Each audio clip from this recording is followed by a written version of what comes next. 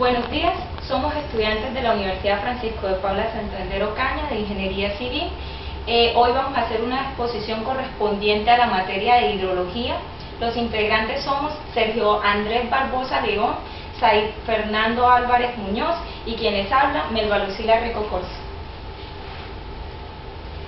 Primer tema, porosidad. La porosidad se define como el porcentaje de espacios vacíos o igual a la cantidad de huecos que tiene la roca. La porosidad se expresa como porcentaje en volumen de roca total. Entonces, estos ejemplos aquí tenemos varias clases de porosidad que más adelante se las iré explicando. Entonces, son los espacios vacíos que tiene la roca dentro de ella, en la cual se puede almacenar agua. Más adelante les daré la explicación. ¿A qué es igual la porosidad? Matemáticamente la porosidad es igual al volumen de huecos sobre el volumen total de la roca multiplicado por 100. Como les dije anteriormente, la porosidad se expresa en porcentaje. Hay varias clases de porosidad. Está la porosidad efectiva o eficaz. La porosidad efectiva es la cantidad de huecos de la que le hablé anteriormente, pero esta cantidad de huecos interconectados. A eso se le denomina porosidad efectiva o eficaz.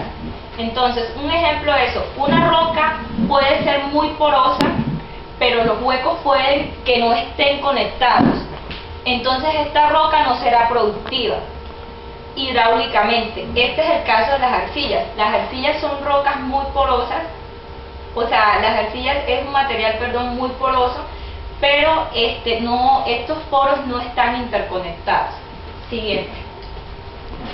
Ejemplo. Digamos que disponemos de 1 metro cúbico de arena seca. Este metro cúbico de arena seca lo introducimos en agua hasta que esté completamente saturado, o sea que todos los poros estén llenos. Luego lo sacamos y dejamos que este se seque al aire. Supongamos que ya está seco. Entonces lo pesamos, antes de eso lo pesamos para que esté seco. Luego lo pesamos cuando está totalmente saturado y luego cuando está seco lo volvemos a pesar. Entonces nos damos cuenta, haciendo las restas, de que recogimos 160 litros y que faltan 120 litros al estar seca la arena después de haberlo introducido en el agua. Entonces, ¿qué nos podemos dar cuenta con eso? Que la retención efectiva de la arena es del 12%. Bueno, la porosidad en la roca puede ser primaria y secundaria. Primaria si se adquiere en el momento de la formación de la roca, y secundaria si se adquiere después de la roca. Las arenas tienen porosidad primaria, que permite que el agua tenga espacios suficientes para fluir libremente. El agua no se adhiere a los granos. Siguiente. Rocas fracturadas. Dice, la porosidad en una roca puede ser secundaria si se ha adquirido posteriormente por disolución o por fracturación o por fisuración. Este es el caso de, aquí en este ejemplo tenemos un bloque de caliza y vemos cómo el agua fluye a través de ella. Entonces las calizas pueden tener porosidad secundaria por la disolución o por fracturación. Esta porosidad permite que el agua fluya a través de ella. Siguiente. La permeabilidad. La permeabilidad es la capacidad que tiene la roca de transmitir el agua. O sea, la capacidad que tiene la roca de pasar a través del agua. A eso se le llama permeabilidad. En el caso de las arcillas podemos decir que son materiales muy porosos, pero no permeables, porque los espacios vacíos no están interconectados y esto no permite que el agua fluya a través de ellos. La porosidad es grande si la porción de poros es grande. La permeabilidad es grande si los poros son grandes y están bien conectados. Transmisibilidad. Entonces, la transmisibilidad es la capacidad que tiene el agua de pasar de forma horizontal en un extracto. Entonces, tenemos un ejemplo, y supongamos que tenemos dos extractos, y estos proporcionan el mismo caudal. La conductividad hidráulica del derecho es la mitad que la del izquierdo, pero su espesor es el doble. Entonces, el parámetro que nos indica la facilidad que tiene el agua de circular horizontalmente por esta formación geológica es una combinación entre la conductividad hidráulica y el espesor. Entonces, ¿a qué es igual la transmisibilidad? Es igual a multiplicar el valor de conductividad hidráulica por el espesor del extracto.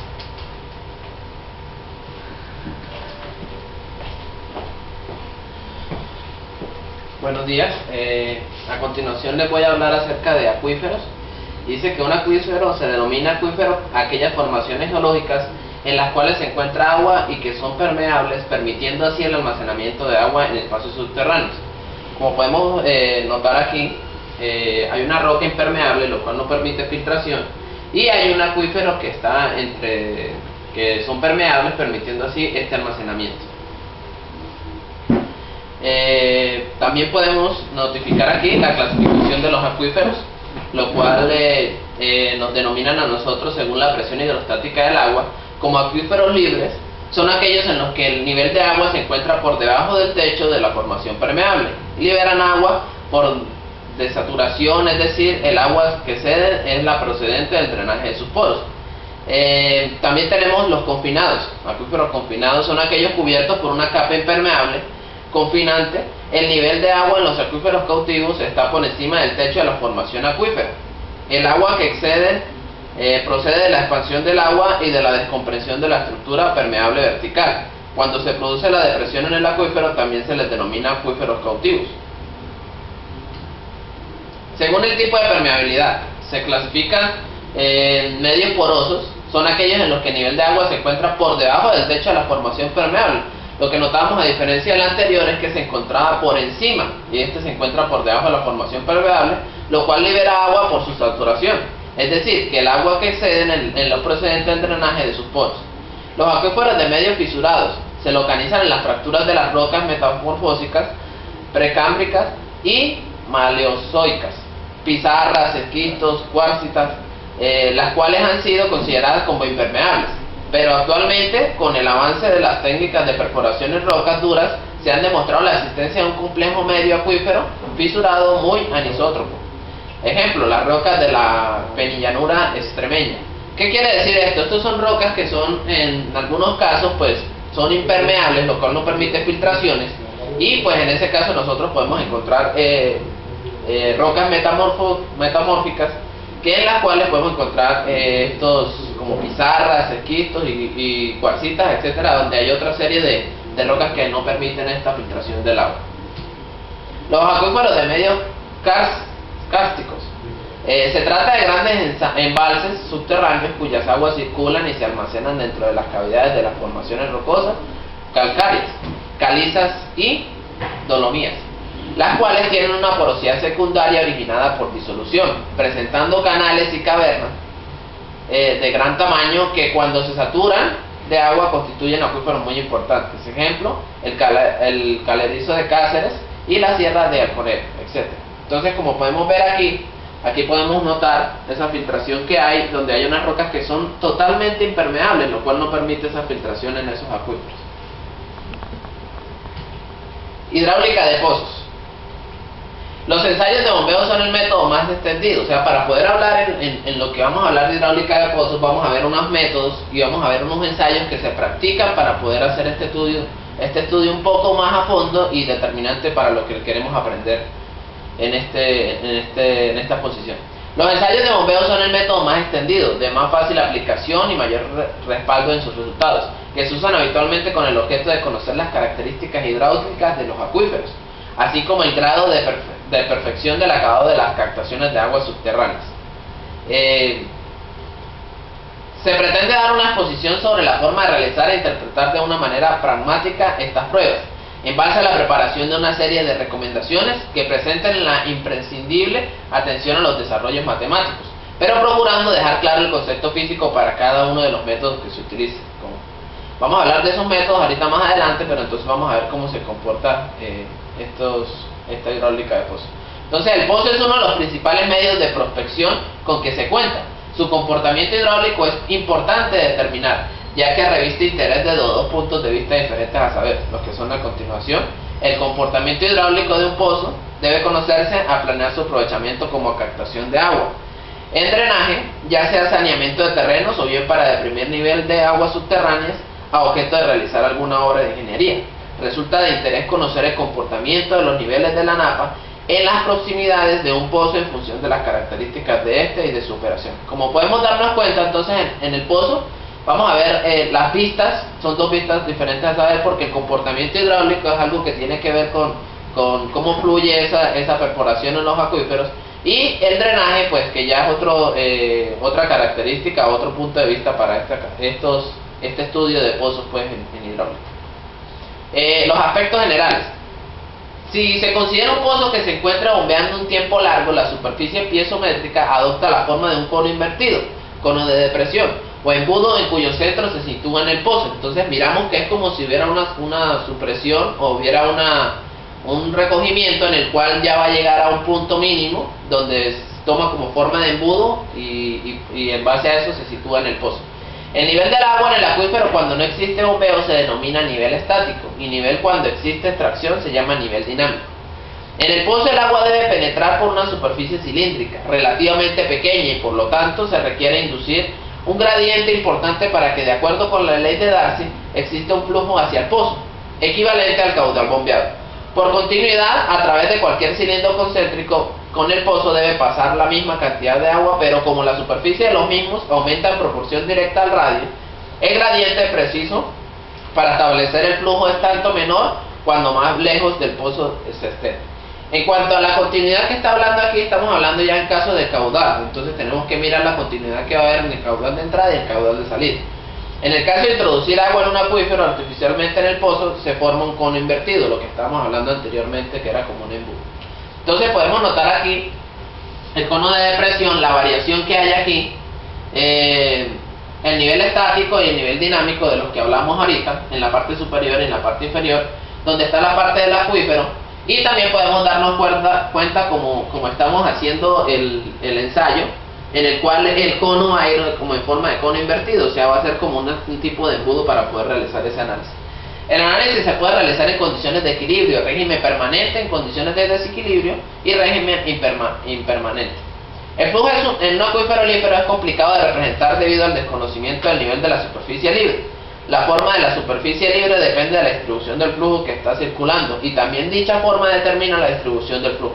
Otra complicación adicional es la que ocurre con la superficie de infiltración. Cuando hablamos aquí que para determinar eso, el nivel de la superficie libre, como estamos en un acuífero y ahí viene de una roca impermeable, de pronto no es tan fácil como calcular esa altura o como poder determinar esa superficie libre, porque de hecho pues los acuíferos tienen una profundidad, y de pronto para un ensayo, de pronto en otro tipo hidráulico, de pronto que sea cielo abierto, es un poco más fácil calcular eso por la geometría que tienen esos embalses. La hipótesis de Dupuy.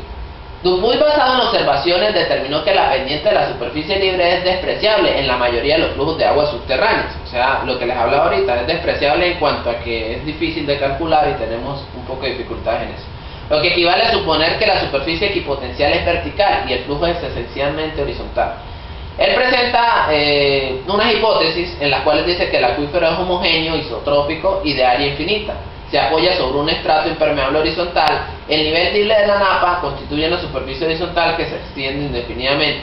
El pozo de bombeo penetra y recibe agua a lo largo de todo el espesor del acuífero y alcanza hasta el manto impermeable.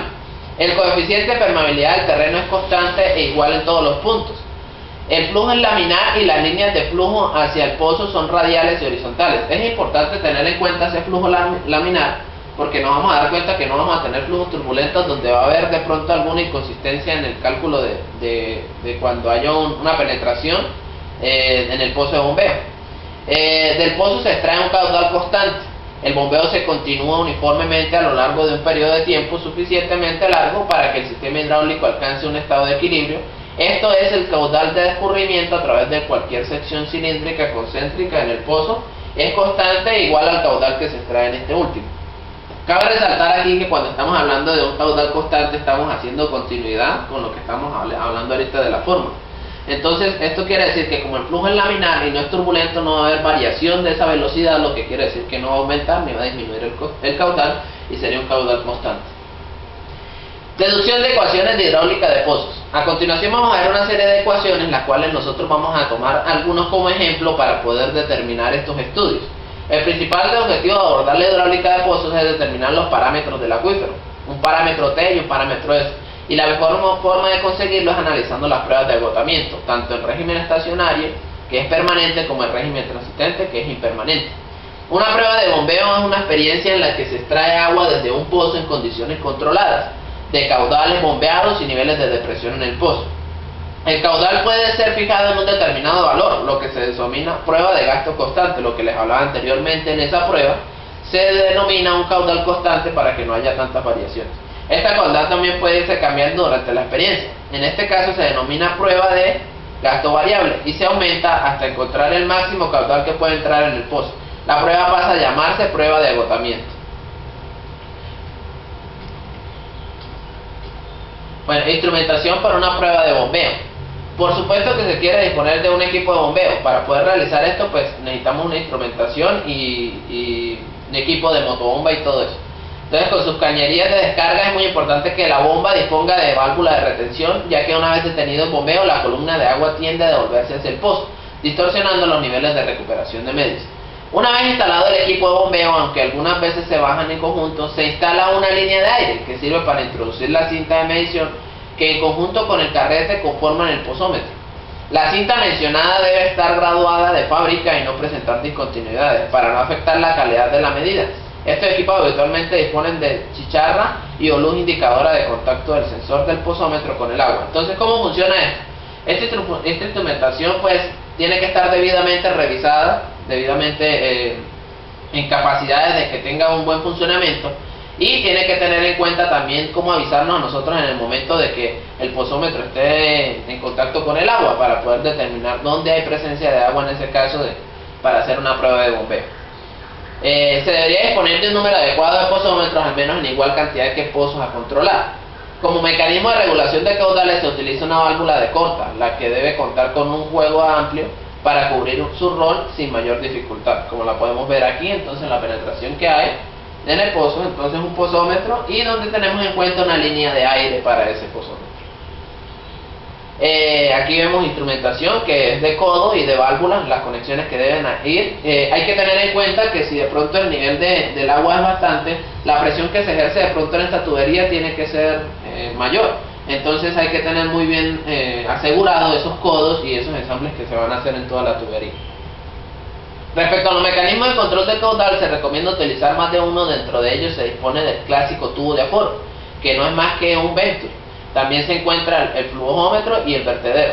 Entonces, como ya hemos visto de pronto en algunos estudios hidráulicos, el vertedero también se puede utilizar para la recolección de ese tipo de agua, y el flujómetro es la que nos determina a nosotros pues qué capacidad de flujo de agua nos va a medir en ese instante que vaya pasando por ese tramo de la tubería.